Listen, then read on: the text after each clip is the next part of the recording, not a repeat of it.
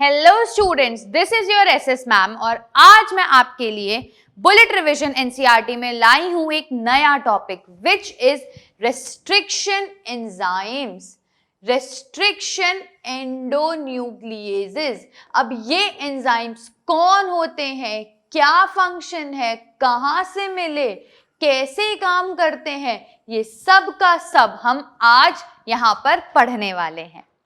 Restriction endonuclease, देखो मैं तुम्हें बताती हूं ये मिले कहां से।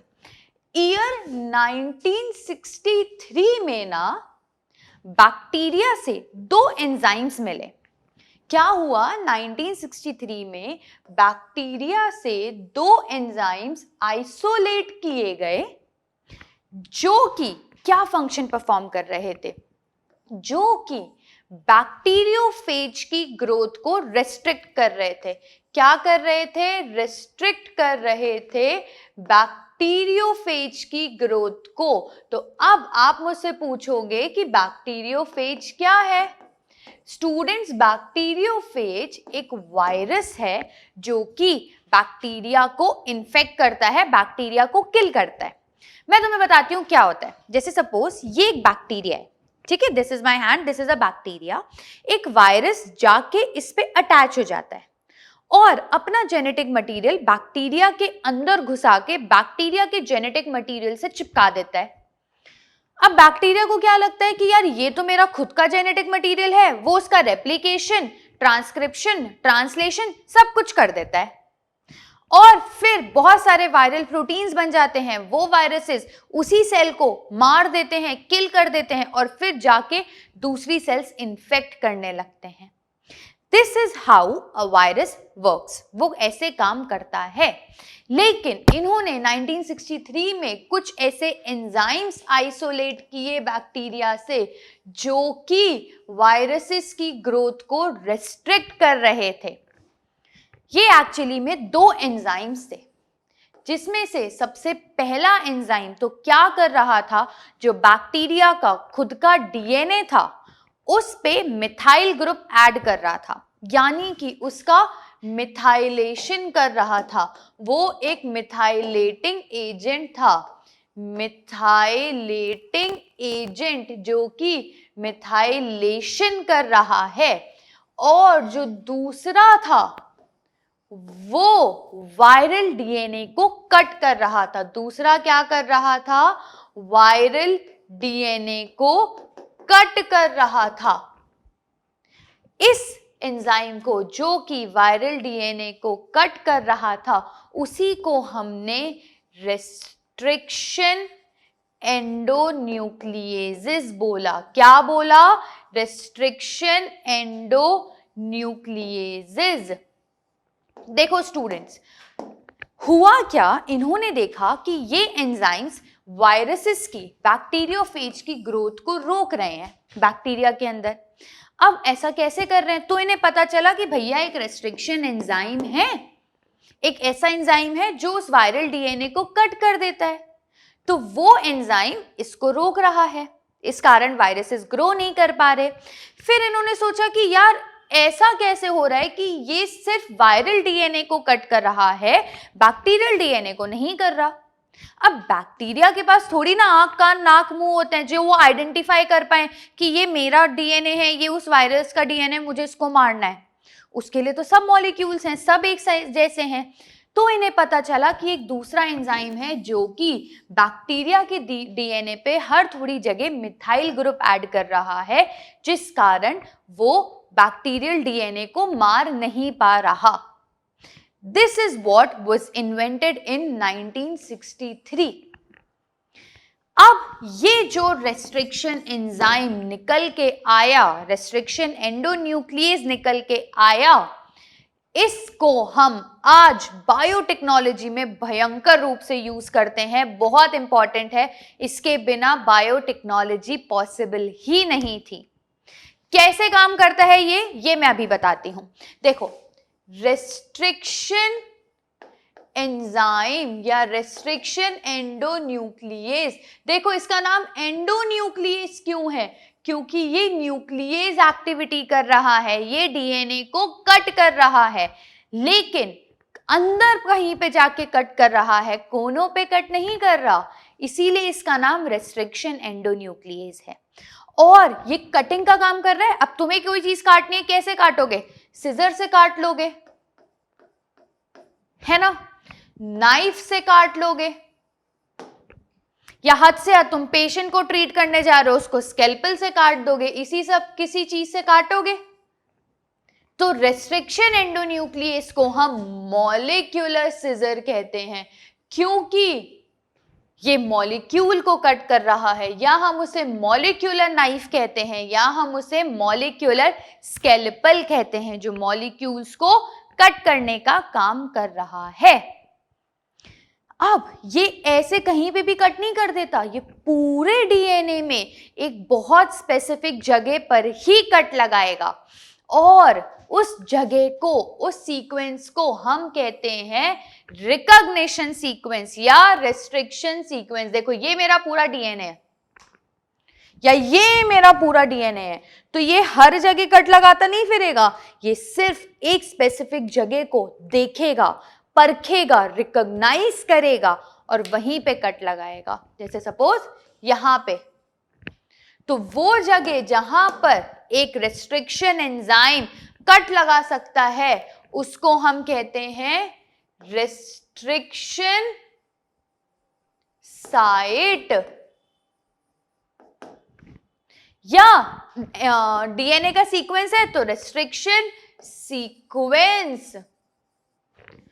और यहां पे इसने डीएनए को रिकॉग्नाइज किया है तो मैं इसको रिकॉग्निशन सीक्वेंस भी तो बोल सकती हूं, या रिकॉग्निशन साइट भी बोल सकती हूं, ऐसा कुछ भी तो बोल सकती हूं मैं इसको, है ना। तो ये क्या करता है, ये पूरे डीएनए में जाता है, एक स्पेसिफिक जगह को ढूंढता है और वहीं पे कट लगाता है, इसीलिए इसका नाम रेस्ट्रिक्शन एंडोन्यूक्लिएज है, क्योंकि इसकी न्यूक्लिएजेस एक्टिविटी फिक्स्ड है, रेस्ट्रिक्टेड है, सिर्फ एक स्पेसिफिक जगह पर ही होगी। क्लियर? अब एक और बढ़िया बात सुनो, ये जो रेस्ट्रिक्शन या रिकॉग्निशन सीक्वेंसेस हैं, ये सीक्वेंसेस होते हैं पैलिंड्रोमिक सीक्वेंसेस। क्या होते हैं ये? पैलिंड्रोमिक सीक्वेंसेस होते हैं स्टूडेंट्स। अब पैलिंड्रोम क्या होता है, पैलिंड्रोमिक का मतलब क्या होता है, तो चलो वो देख लेते हैं। जैसे इंग्लिश में मम्मी इज मॉम, यहां से भी मॉम, यहां से भी मॉम। पापा इज डैड, यहां से भी डैड, यहां से भी dad. SS ma'am is ma'am, यहां से भी मैम, यहां से भी मैम। और लैंग्वेज मलयालम, मलयालम लैंग्वेज में यहां से भी मलयालम, यहां से भी मलयालम। हिंदी में अपन डालडा लिखा करते थे, ये लो, यहां से भी डालडा, यहां से भी डालडा। तो बेसिकली ऐसे डीएनए सीक्वेंसेस जिसको तुम यहां से रीड करो या यहां से रीड करो, एग्जैक्ट सेम सीक्वेंसेस होंगे, उनको हम पैलिंड्रोमिक सीक्वेंसेस कहते हैं। और रेस्ट्रिक्शन एंडोन्यूक्लिएसिस की जब स्टडी हो रही थी तो पता चला कि इनका जो रिकॉग्निशन सीक्वेंस है, रिकॉग्निशन साइट है, वो हमेशा ही एक पैलिंड्रोमिक सीक्वेंस होती है। क्लियर? एक और इंपॉर्टेंट बात सुनो, कोई भी रेस्ट्रिक्शन एंजाइम तुम लैबोरेटरी में क्रिएट नहीं कर सकते। It is always been discovered from bacterias only.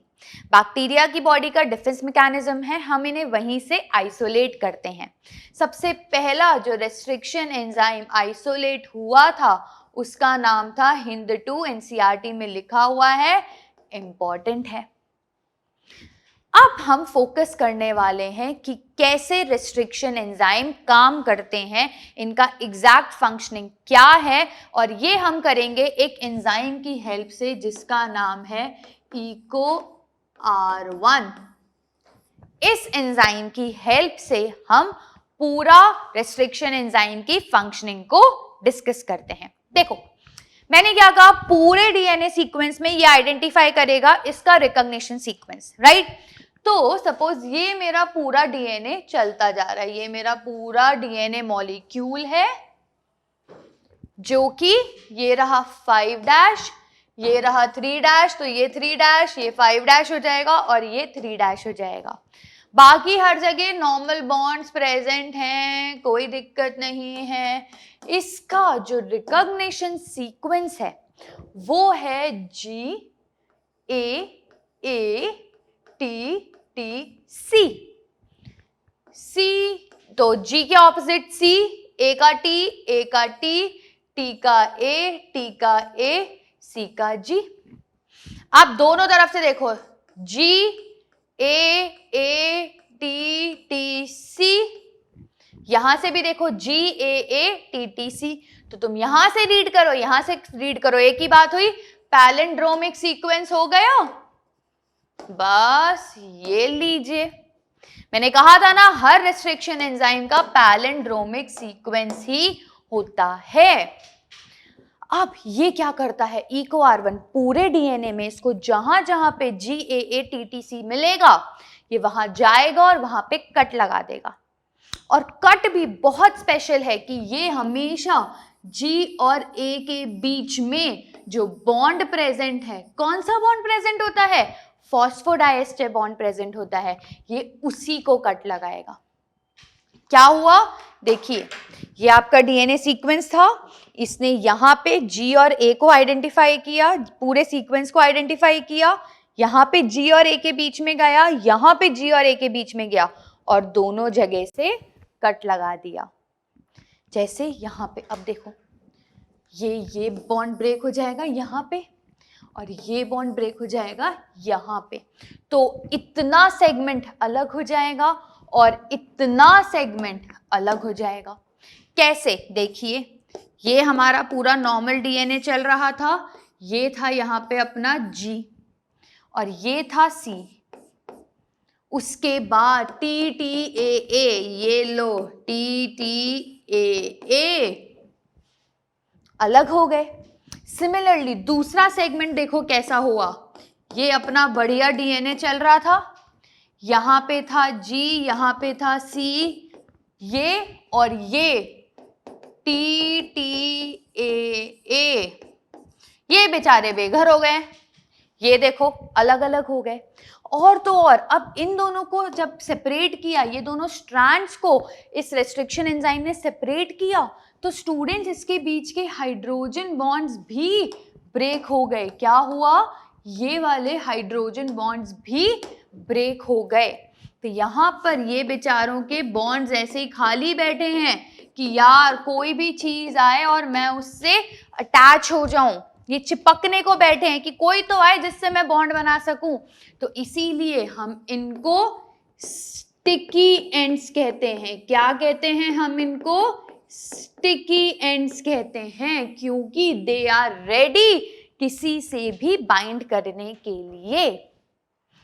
तो EcoR1 ने क्या किया, देखो EcoR1 ने दो बॉन्ड्स ब्रेक किए यहाँ पे, एक तो G और A के बीच का फॉस्फोडाइएस्टर बॉन्ड, तो EcoR1 ने कौन सा बॉन्ड ब्रेक किया, फॉस्फोडाइएस्टर बॉन्ड ब्रेक किया सबसे पहले, और फिर उसके बाद में उसने ब्रेक किया हाइड्रोजन बॉन्ड। दो बॉन्ड्स इसने यहाँ पे ब्रेक किए और फिर इसने क्या क्रिएट किया, फिर इसने क्रिएट किए स्टिकी एंड्स क्रिएट किए। अब इस चीज को, इस प्रॉपर्टी को हम यूज कर सकते हैं हमारी रिकॉम्बिनेंट डीएनए टेक्नोलॉजी के अंदर। कैसे, जैसे सपोज ये मेरा पूरा डीएनए था, इस पूरे डीएनए में एक जगह सीक्वेंस प्रेजेंट होगा GAATTC का, हम वहां से इसको ब्रेक करवा देंगे और जो हमें सेगमेंट चाहिए, सपोज ये मेरा डीएनए मैंने निकाल के अलग कर लिया, अलग निकाल लिया। सिमिलरली अब मैं क्या करूंगी, ये मेरा सपोज ये जीन ऑफ इंटरेस्ट वाला डीएनए था, सपोज अब मुझे इसे वेक्टर से अटैच करवाना है, तो अगेन मैं वेक्टर डीएनए लूंगी और वेक्टर डीएनए में भी हम सेम रेस्ट्रिक्शन एंजाइम से काम करवाएंगे, सेम रेस्ट्रिक्शन एंजाइम से काम करवाएंगे और उसको भी ब्रेक करवा देंगे। और फिर पता है क्या होगा, देखो ये एनसीईआरटी डायग्राम, इसको समझो, बहुत सिंपल हो जाएगा अब इसको समझना। ये मेरा वेक्टर डीएनए है, ये मेरा फॉरेन डीएनए है।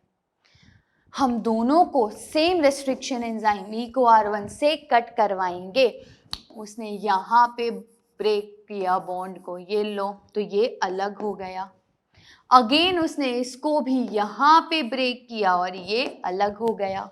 और फिर इन दोनों को बाइंड कर दिया, चिपका दिया, तो भैया तुम्हारा रिकॉम्बिनेंट डीएनए बन गया। और ये बाइंड किससे होते हैं, ये बाइंड होते हैं डीएनए लाइगेज एंजाइम की हेल्प से। इस तरीके से हमारे रेस्ट्रिक्शन एंजाइम्स काम करते हैं, फंक्शन करते हैं।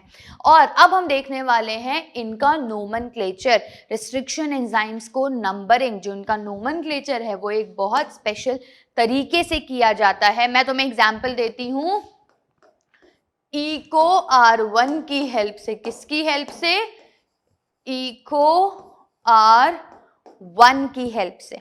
देखो ये एक रेस्ट्रिक्शन एंजाइम है।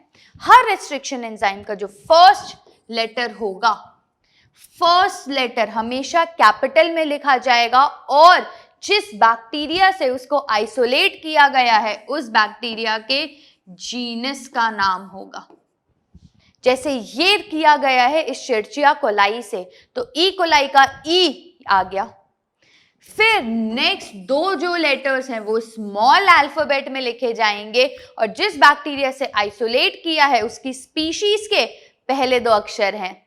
तो इश्चेरिचिया कोलाई ई आ गया कैपिटल में, कोलाई का CO आ गया यहाँ पे स्मॉल में। ये दो किसके हैं? स्पीशीज के।